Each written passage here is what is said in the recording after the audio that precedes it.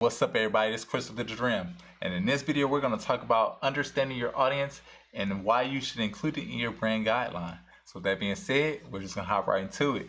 Let's go. Alright, so the first thing you want to consider when thinking about your audience and their different personas, like defining the detailed audience's personas.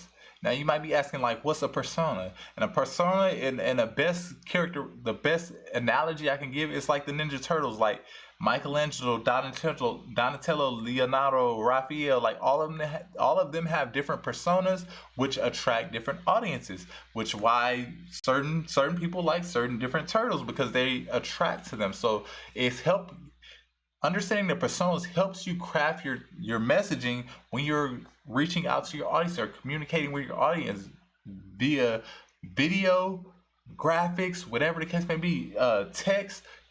It helps you speak to your audience directly and fulfill or speak to their needs and preferences on a specific topic, pain point, whatever the case may be. It helps you to communicate more effectively by understanding their personas. Again, how you would talk to Michelangelo is totally different than how you would talk to Raphael. Again, hopefully I'm catching everybody who is watching this video who understands Ninja Turtles.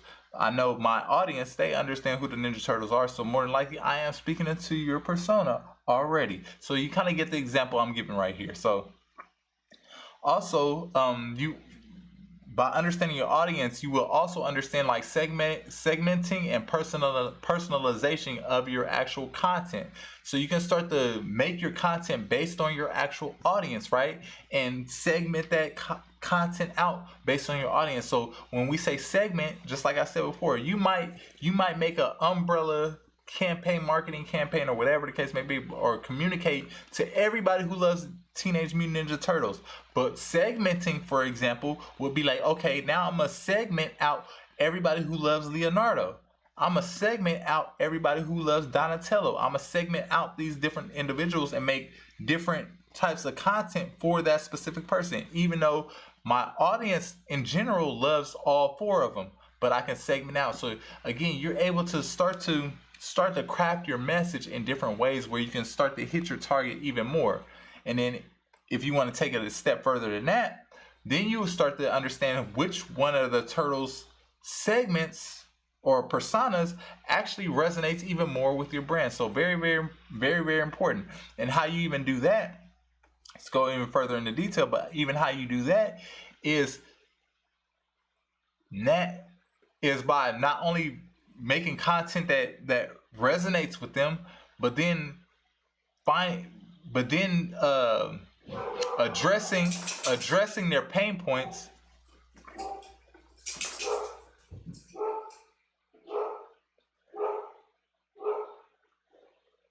But then how you do that is essentially make content that is addressing their pain points. So again, Linux, shut up!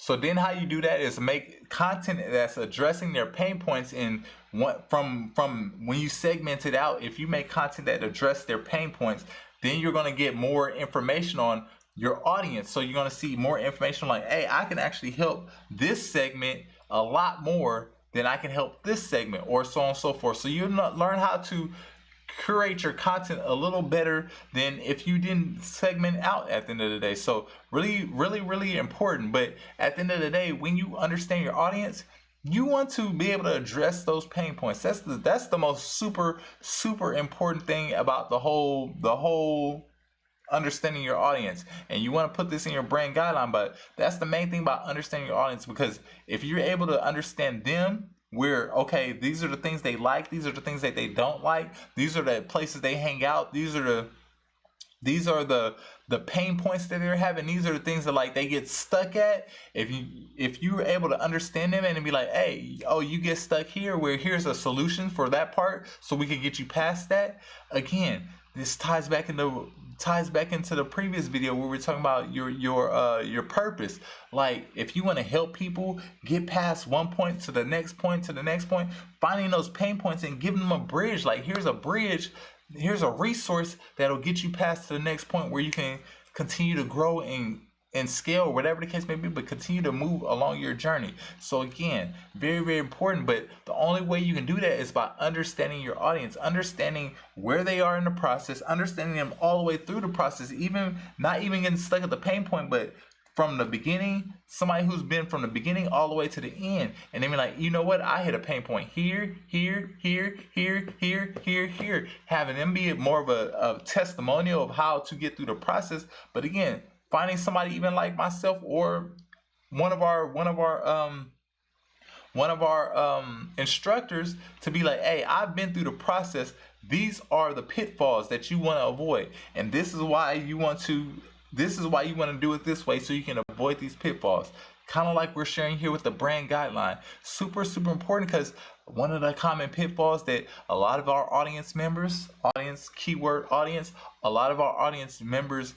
deal with is that they never had the experience of working with somebody who can show them about a brand guideline before they got started. So they were able to scale their team to 5 people, 3, 4, 5 people, 6 people, 7 people, whatever the case may be. But then eventually they're like, man, I'm getting bad customer service. My customers aren't rocking with me. My brand isn't as strong as it needs to be. We're kind of all over the place as far as organization. How do we get this? How do we get this one band, one sound mentality? How do we get everybody working in unison together to move towards the same goal? Again, that's why the brand guideline is so super, super, super important and often overlooked, especially by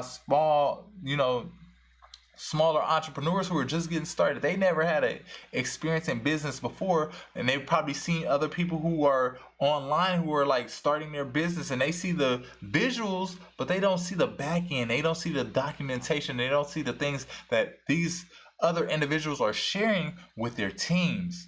Because once you have documentation like this, now you can hire out. Now you can duplicate yourself. Now you can make little minions to go out and be you in different parts of your business as it grows. So it's super, super important to not only know all of this stuff for your brand guideline, but understand your audience so you can speak to them how they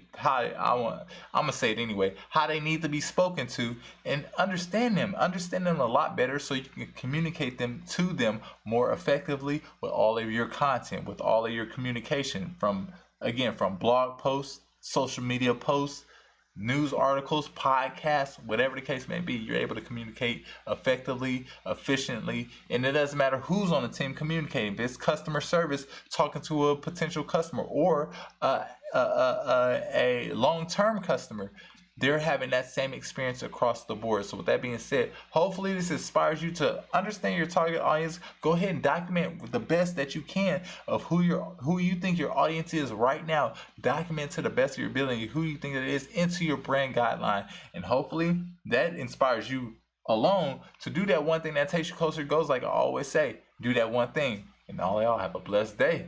Later, y'all. Peace.